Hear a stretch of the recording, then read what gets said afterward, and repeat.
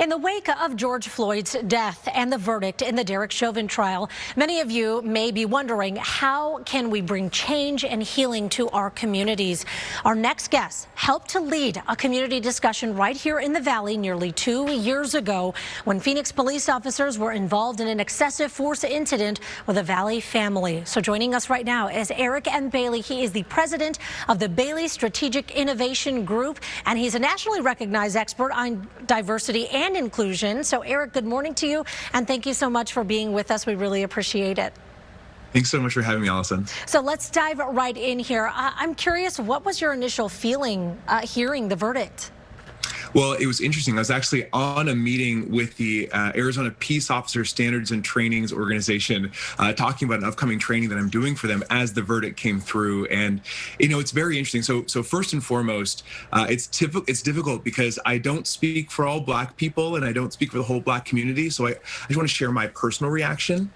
You know, someone shared on one of the news channels that people were afraid to hope, and I think that kind of encapsulated where I was, is that I wanted to hope for the outcome that seemed so evident, you know, given the trial, but I was kind of afraid to hope because of what we've seen in the past. It's very difficult, right, for these outcomes to come through, and so I was relieved for a number of reasons. For the fact, you know, I'm a Black man. I'm a father of 3 children, 2 of them growing up to be Black men. My oldest is about to turn 13, and every day he stops looking like a cute little boy and starts looking like a handsome man.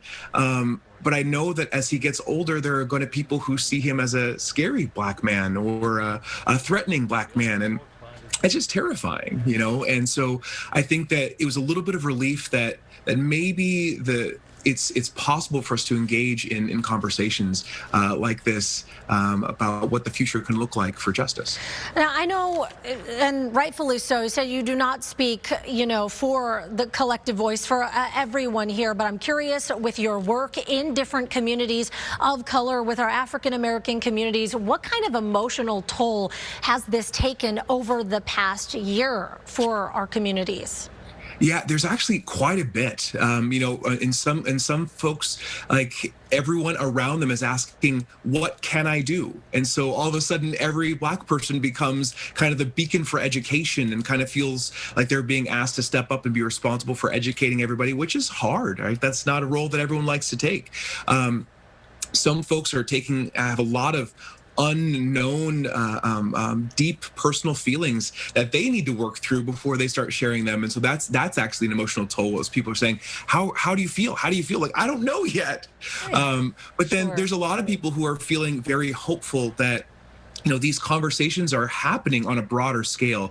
I was talking with my mom, you know, who was born in the 50s, grew up in the 60s, and she's like, this is different than the civil rights movement in the 60s because there's a lot more people paying attention to it, a lot more people participating in it. And she's like, I'm inspired by this new generation. And so it's really interesting to kind of consider all these different points of view, and that we are, as a society, engaging in conversation where maybe we weren't before. Yeah, it certainly has been an emotional year, definitely emotional last 11 months. So how do we begin the healing process?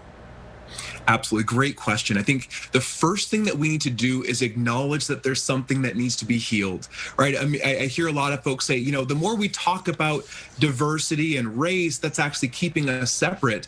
But if you think about it, like a doctor, right? If you come in and say, hey, doctor, I have pain here, the doctor wouldn't say, stop talking about the pain, just get better. The doctor would say, what is the pain? Let's diagnose it so we can know how to heal it.